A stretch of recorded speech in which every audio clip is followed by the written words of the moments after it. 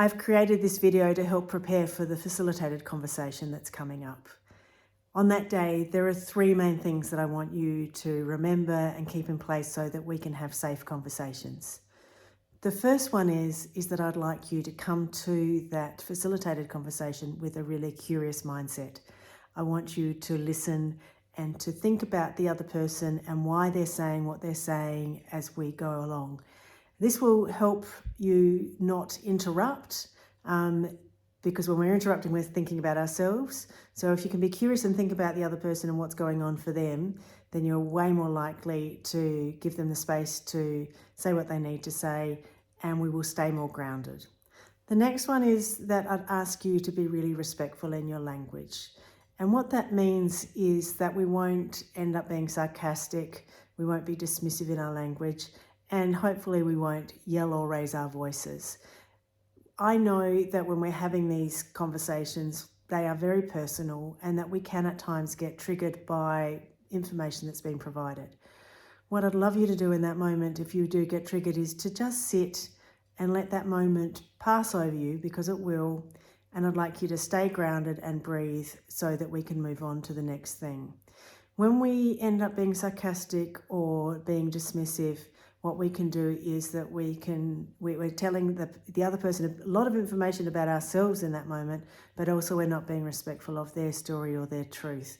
So I'd ask you to be really mindful of that. And the final thing that I'd like you to do is to think about how you have been reacting to situations and to own that rather than using blaming language. It's very easy for us to blame because most of us have been taught that we should say, I felt bad when you did this, as a way of letting the other person know that there's a problem. And that's been going around forever. But I would say that that language isn't very helpful and isn't accurate either, because people can't make us feel a certain thing. Our feelings are in response to the way in which we've been brought up and all of our history, and our reaction and feelings to a situation are about us. They're not about the other person. And so what we need to be able to do is to own that in the moment. And this will help us stay curious. So if I say, when this situation happened, I felt this, but I don't know what was going on for you or what your motivation was. Can we talk about that? So it's about owning whatever feeling you had in the moment. That's fine. In that moment, this is what I was feeling. This was my reaction to this situation. But we can't assume the other person meant for us to feel like that.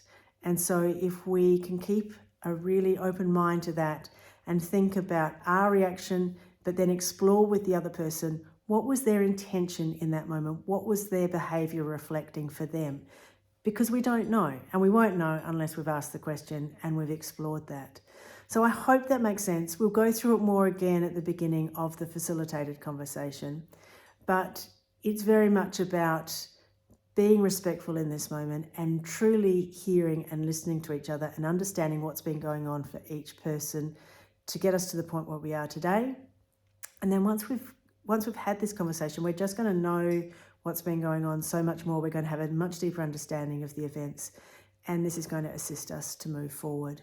And the most important thing is we are also going to be looking at how can we work together going forward, and what boundaries do we need to put in place to make sure that we feel safe going forward. I look forward to working with you. If you've got any questions, let me know, and I'll see you on the day. Cheers.